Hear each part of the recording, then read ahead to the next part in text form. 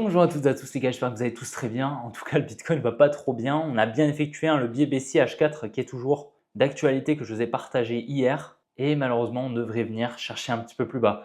Donc, on est revenu retester les 57 000 $. Mais donc, on est venu par conséquent créer de la liquidité qu'on viendra liquider. Je vais vous expliquer tout ça. Je vais vous partager plusieurs scénarios, plusieurs zones qui vont être intéressantes pour chercher une confirmation haussière. On ira voir également le Solana qui a cassé sa structure haussière malheureusement, l'Ethereum qui est revenu dans un order block pertinent et puis on ira voir le Tao et le CAS. Le CAS qui devrait effectuer enfin le retracement qu'on attend après avoir atteint son nouvel ATH. Donc j'espère vraiment que la vidéo vous plaira, si c'est le cas n'hésitez vraiment pas à la liker, à vous abonner si ce n'est pas déjà fait. N'oubliez pas de me rejoindre sur mes autres réseaux qui sont directement en description, notamment le canal et le groupe Telegram si vous souhaitez discuter avec la communauté. Dans tous les cas les gars, je vous souhaite un bon visionnage, allez on est parti. Donc on est directement sur Bitcoin. Je ne sais plus si tu te souviens, je t'avais partagé ici ce lot, le lot des 62 000 $ à peu près, tu vois, juste ici, qui était extrêmement important. Je t'avais partagé hier. Donc pourquoi? Parce qu'en fait, on avait eu un gros transfert main forte main faible qui avait eu lieu là.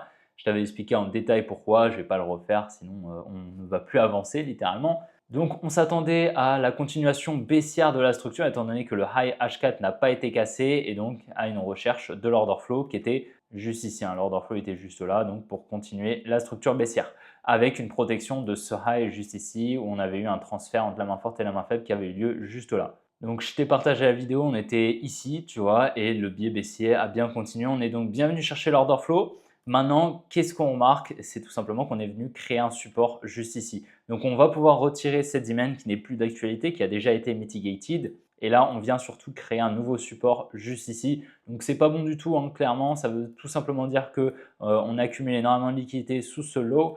Donc, on va pouvoir le notifier juste ici. Donc, on a énormément de liquidité au-dessus en fait, de toute cette faible gap juste ici que je t'ai mis juste ici FVG. Donc, on a vraiment beaucoup de liquidités qui s'accumulent aux 56 500 $ qui vont être récupérés sous peu, bien sûr. Ce qui est intéressant, c'est vraiment ce gros M-top.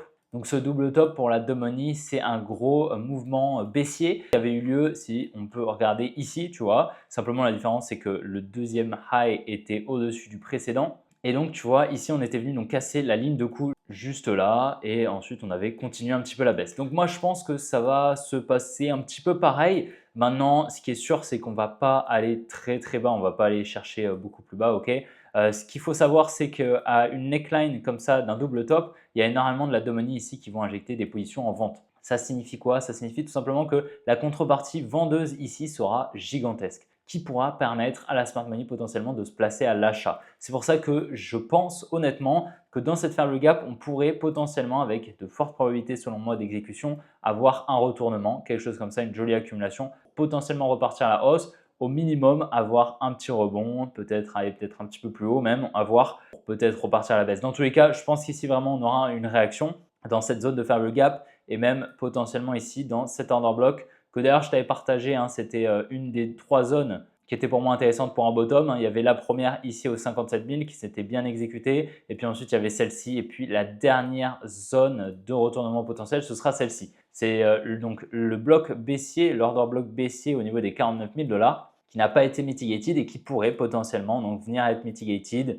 par un gros mouvement baissier pour continuer la hausse par la suite. Dans tous les cas, pour le moment, le scénario qui a le plus de probabilité de s'exécuter selon moi, c'est un retournement ici. Maintenant, il y a quand même des probabilités pour qu'on aille dessous, d'accord, dans le bloc baissier comme je te l'ai mis juste ici. Mais la contrepartie vendeuse qui va être injectée ici sera massive et pourrait donc permettre à la smart money de réinjecter ses positions et de racheter ses positions avec un prix d'achat moyen intéressant. Et comme je te l'ai dit, à la cassure de ce support, il y a énormément de la money qui va vendre et paniquer. Donc pour le moment, dans tous les cas, ici, là, ce lot, c'est de l'inducement. Il faut vraiment que tu te dises que ce lot va être liquidé, ça c'est sûr, ok? Maintenant, moi, je vais attendre une confirmation potentiellement ici, donc dans cette faible gap, donc une accumulation pour par la suite potentiellement spéculer à la hausse. Dans tous les cas, je ne vais pas me placer avec du levier tant que je n'ai pas de confirmation, donc une accumulation pertinente dans cette zone. Bien évidemment, je surveillerai ça et on a toujours, comme je te le dis à chaque fois, cette confluence haussière, cette grosse résistance avec énormément de liquidité qui se place juste au-dessus de la TH, ok? Comme je te l'ai dit hier, on est donc bien venu chercher la zone de contrepartie ici. On est par la suite donc venu casser le low ici que je t'avais partagé hier. Donc à présent, on est baissé, on devrait s'attendre à effectuer des plus bas sans venir protéger ce low, d'accord? Je pense que ce low du coup va être liquidé sous peu. Maintenant, on a eu une jolie accumulation ici en lower time frame, comme tu le vois. Ici, on a eu donc un support qui a été créé, une liquidation du support. Donc maintenant, on a une tiers qui est juste ici. Et donc, on devrait venir récupérer ici la trailing range au niveau des 137,37.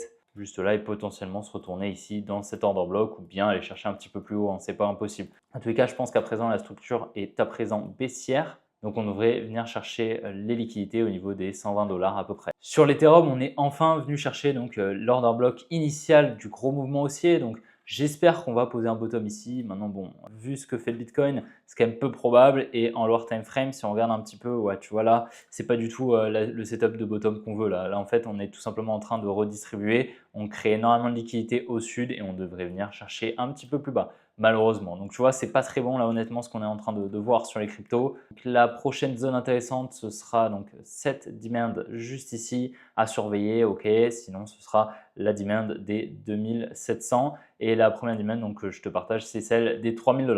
Donc, à surveiller, on va voir hein, ce qui va se passer. Dans tous les cas, on a toujours pas mal de confluence haussière durant toute cette baisse là. Tous les highs, en fait, c'est de la liquidité qu'il faudra venir récupérer un petit peu plus tard.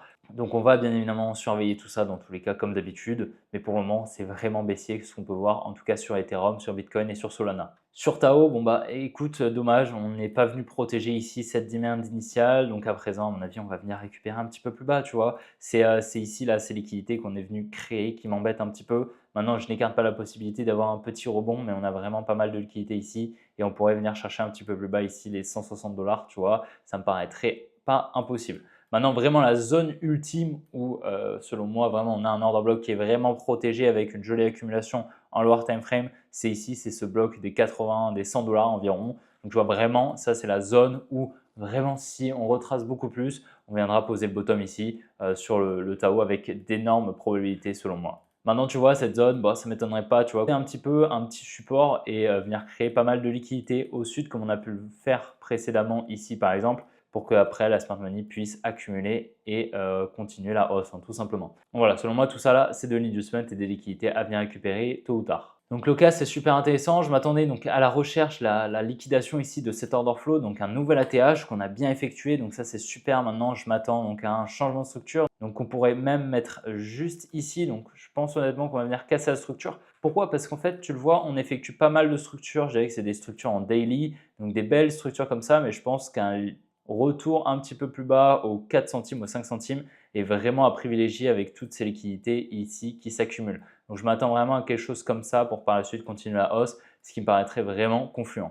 Donc, à surveiller honnêtement, mais c'est vrai qu'on est quand même très très haut, hein. C'est un des tokens qui a le moins retracé, le CAS. Donc, personnellement, je vais prendre des profits en tout cas sur mes positions sur CAS qu'on avait rechargé ici. Donc, on est quoi sur environ 60-50% à peu près. Donc, c'est pas trop mal, franchement, c'est cool. Donc, je vais prendre quelques profits et puis j'attendrai un petit peu plus bas pour recharger selon moi. Donc voilà, j'espère vraiment que la vidéo t'a plu. Si c'est le cas, n'hésite vraiment pas à la liker, à t'abonner si ce n'est pas déjà fait. N'oublie pas de me rejoindre sur mes autres réseaux qui sont directement en description. Samedi soir, je te posterai une vidéo extrêmement intéressante où je te partagerai les deux programmes économiques du Front Populaire et du Rassemblement National. On ne parlera que de finances et d'économie, bien évidemment, pas de politique. Mais on verra également un mécanisme de la Banque Centrale Européenne qui permet en fait à la Banque Centrale de sauver un petit peu les pays et l'économie des pays afin que l'euro se porte au mieux. On verra un exemple d'un événement qui avait eu lieu au Royaume-Uni avec la première ministre Liz Truss. Bref, je t'en dis pas plus, on se retrouve samedi dans tous les cas et demain, tu auras droit à une petite vidéo daily comme d'habitude. Je te souhaite une bonne après-midi, une bonne soirée et puis on se retrouvera demain. Allez, ciao les gars!